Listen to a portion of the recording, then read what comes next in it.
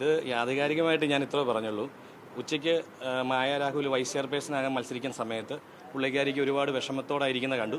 അപ്പോൾ ഞങ്ങൾ സ്വാഭാവികമായിട്ട് ഞങ്ങൾ കൂട്ടത്തിലുള്ള സഹപ്രവർത്തകരായ കൗൺസിലർമാർ ചോദിച്ചു, എന്താണ് ചേച്ചി ഇങ്ങനെ വിഷമിക്കുന്നതെന്ന് പറഞ്ഞു. അപ്പം പറഞ്ഞു, പുള്ളിക്കാരിനെ ജയിപ്പിക്കില്ല എന്ന് പറഞ്ഞുകൊണ്ട് മെസ്സേജ് അയച്ചെന്നാണ് പറഞ്ഞത്. ഇന്ന് മെസ്സേജ് അയച്ചെന്ന് രാവിലെ. അപ്പം പുള്ളിക്കാരി ഡെസ്പായിട്ടിരുന്നപ്പോൾ സ്വാഭാവികമായിട്ട് നമ്മുടെ സഹോദരി എന്ന രീതിയിൽ, അല്ലെങ്കിൽ നമ്മുടെ കൗൺസിലിരിക്കുന്ന നമ്മുടെ സഹപ്രവർത്തക എന്ന രീതിയിൽ നമ്മൾ ജയിപ്പിക്കാനിരിക്കുന്ന വൈസ് ചെയർപേഴ്സന് സപ്പോർട്ട് കൊടുക്കുക പിന്തുണ കൊടുക്കുക എന്നുള്ള കാര്യമാണ് ഞാൻ അവിടെ അവതരിപ്പിച്ചപ്പോൾ ഞാൻ മോശമായ ഒരു വാക്കുകളൊന്നും ഞാൻ അവരോട് പറഞ്ഞിട്ടില്ല. ഞാൻ പറഞ്ഞത് സ്വാഭാവികമായി വൈസ് ചെയർപേഴ്സൺ എന്ന് പറയുന്ന വ്യക്തിയെ തേജോധനം ചെയ്യാൻ മെസ്സേജ് അയച്ചതും അങ്ങനെയുള്ള നടപടികൾ ശരിയല്ല എന്ന് മാത്രമേ പറഞ്ഞുള്ളൂ. പക്ഷെ അതിന് അവർ പറഞ്ഞത് ഞാൻ എന്തോ പറഞ്ഞു എന്നൊക്കെ പറഞ്ഞുകൊണ്ട് വാക്കൗട്ട് ചെയ്തു പോയി. അതവരുടെ സംസ്കാര ശൂന്യതയാണ്. മോശം സന്ദേശം എന്നല്ല. മോശം സന്ദേശം എന്ന് പറഞ്ഞാൽ അത് ജയിക്കില്ല എന്ന് പറയുമ്പോൾ ഹട്ട് ചെയ്യുന്നൊരു സന്ദേശമല്ലേ അത്. ആ സന്ദേശം മോശം തന്നെയല്ലേ അത്.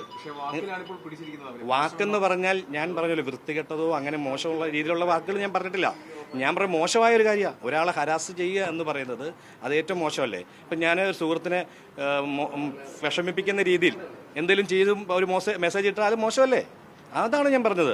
പിന്നെ അവരത് പറയാൻ ഈ കൗൺസിലർമാരെ കൂകി വിളിക്കുകയും ഇതിനു മുമ്പ് ഭയങ്കര അലമ്പുണ്ടാക്കുകയോ ഒക്കെ കണ്ടാണല്ലേ ഞങ്ങൾ നഗരസഭ നടുക്കളത്തിൽ. അത്രയും മോശമൊന്നും ഇല്ലല്ലോ ഇതൊന്നും. ഞാൻ പറഞ്ഞത്